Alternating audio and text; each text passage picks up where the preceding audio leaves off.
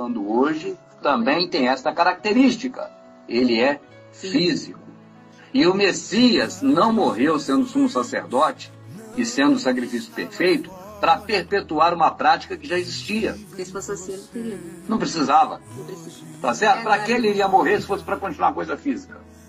Então nós separamos alguns textos e até o texto áureo de hoje, né, para a gente analisar também. Ninguém vos domine com pretexto de humildade e culto dos anjos, envolvendo-se em coisas que nunca viu, estando de balde inchados na sua carnal compreensão. O que é uma carnal compreensão? As coisas da carne puxam para as coisas da carne. Quando você ouve falar em carne nas escrituras, você tem dois tipos de carne. Você tem carne sendo ser humano, carne e sangue, e tem carne sendo a lei de Moisés, porque o conserto era na carne. Era, nesse texto aí, se você for continuar lendo, vai ouvir dizer que nosso não é circuncidado no corpo, mas no coração. Circuncisos de coração. Né, amados? Então, só vendo o texto áudio, deixa eu voltar para cá, nós vamos ler um pouco da escritura para compreender essas coisas que o Rubens está falando. Tá bom, amadinha? Olha aqui, ó. Vamos pegar aqui em Hebreus. Interessante, né? A gente está falando de culto, de santuário, falando de sacerdote, e só estamos falando em Hebreus. Porque foi para os hebreus que foi escrito sobre essas coisas, explicando detalhadamente que não é para fazer isso. Israel, né? Israel. Olha aqui, vamos pegar aqui no capítulo 7. Vou lendo, porque você pega em qualquer lugar e sai lendo. Na verdade, o capítulo e o versículo são coisas novas na Bíblia. Não existia no passado. Então, quando escreveram, não tinha capítulo nem versículo. A gente pode ler sem respeitar esse negócio que colocaram. Porque a lei, qual? De Moisés, constituiu o sumo sacerdote, constituiu esse cargo a homens fracos. Mas a palavra do juramento, amada, qual é a palavra do juramento? Hoje te gerei, tal, meu filho, aquela que é o Messias. O Messias é a palavra, tá certo? E é a palavra do juramento.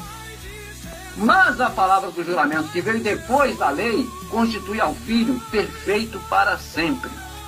Não há necessidade de lá toda vez fazer sacrifício, porque o do Messias foi uma vez só. Não é para a gente saber, é para viver isso. Ora, o resumo do que temos dito é que temos um sumo sacerdote tal, que está assentado nos céus à destra do trono da majestade. Figura de linguagem, claro. Ministro do santuário e do verdadeiro tabernáculo, o qual o Criador fundou, e não o homem. O verdadeiro tabernáculo, quem fundou? O Pai. E se tem o verdadeiro, tem qual outro? O falso. Então agora, meu irmão, a gente tem que decidir uma coisa.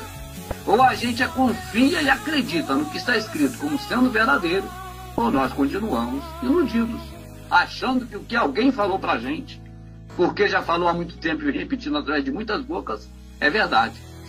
Confia no que Calvino falou? Confia no que Armênio falou? Confia no que falaram lá aqueles caras do passado todos? Continue confiando.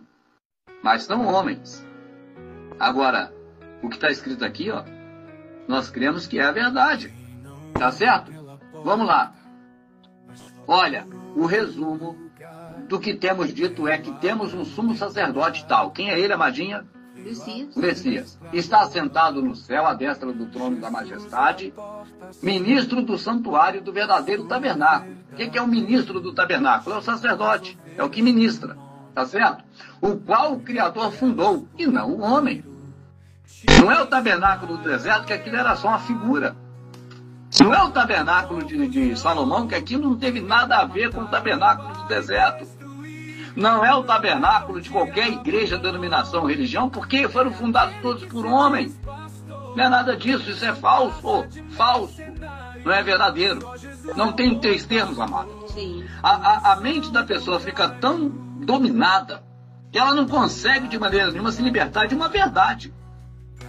Falso ou tem outro? Não tem. Se o verdadeiro tabernáculo é esse que está escrito aqui, tá certo?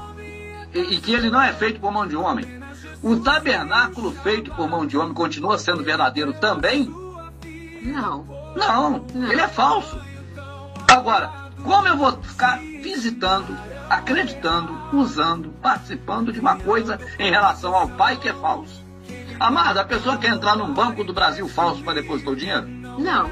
A pessoa quer entrar em qualquer lugar falso para poder fazer alguma coisa? Não. Vai entrar no falso hospital? Não. E por que a pessoa aceita entrar no falso igreja do pai? É verdade. No falso tabernáculo? Vivemos pela graça e não pela lei. Por isso devemos prestar mais atenção nas verdades que temos ouvido, para não nos desviarmos dela.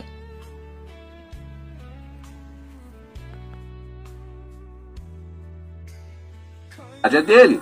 Não, meu amado. Embora os cães gulosos te ensinem que a autoridade política foi dada ao Criador, o mundo jaz no maligno. Ele nem quer essa autoridade, o reino dele não é desse mundo. A autoridade que foi dada a ele, toda a autoridade que foi dada a ele, é a autoridade espiritual.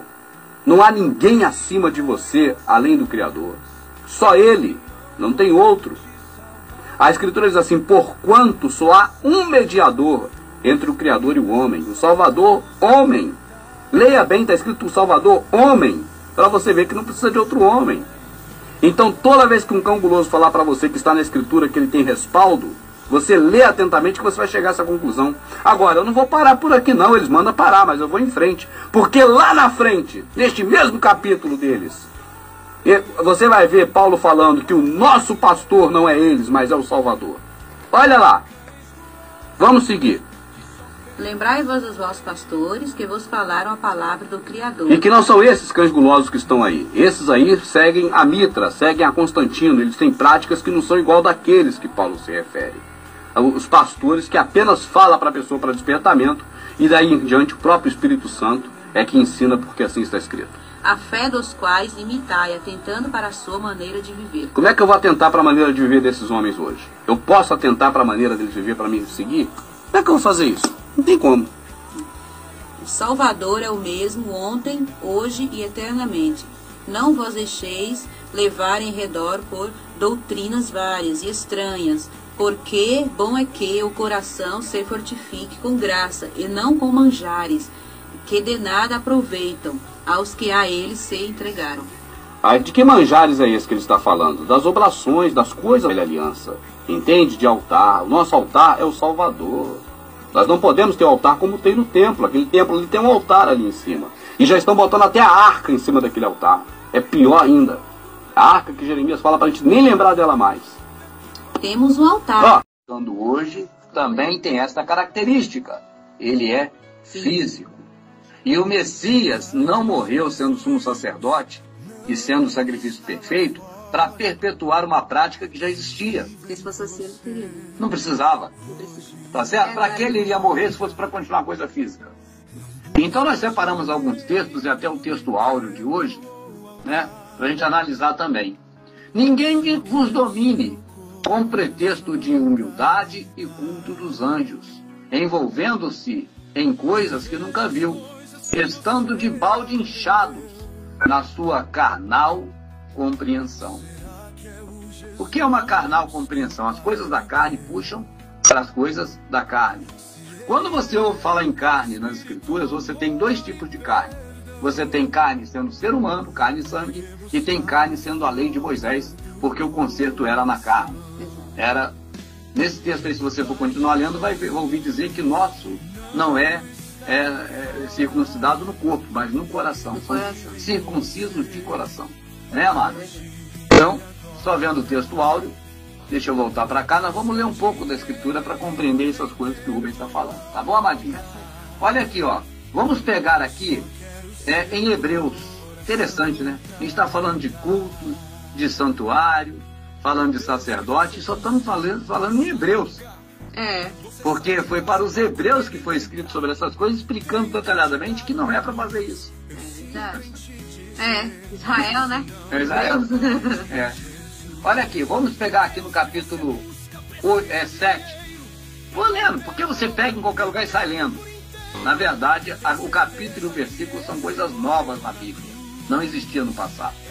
Então, quando escreveram, não tinha capítulo nem versículo. A gente pode ler sem respeitar esse negócio que colocaram.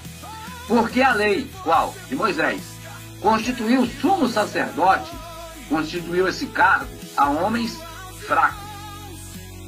Mas a palavra do juramento, amada, qual é a palavra do juramento? Hoje te gerei, tal, meu filho, aquela que é o Messias. O Messias é a palavra, tá certo? E é a palavra do juramento. Mas a palavra do juramento que veio depois da lei constitui ao filho perfeito para sempre. Não há necessidade de lá toda vez fazer sacrifício, porque o do Messias foi uma vez só.